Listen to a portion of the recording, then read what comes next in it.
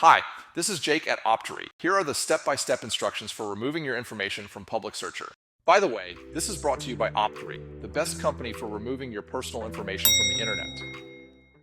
Go to PublicSearcher.com and click Do Not Sell or Share My Personal Info at the bottom. Remove My Information form will open. Click Search after entering your first and last name and picking your state from the drop-down menu. Complete the security CAPTCHA to continue your opt-out. Find your name in the search results and click the green Continue button next to it to start the removal process. The form to remove your info will appear. Enter your email, full name, address, and phone number, then hit Submit.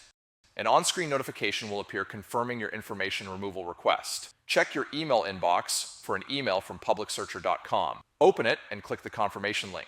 You'll see a confirmation of your opt-out. Your info will be removed from PublicSearcher.com.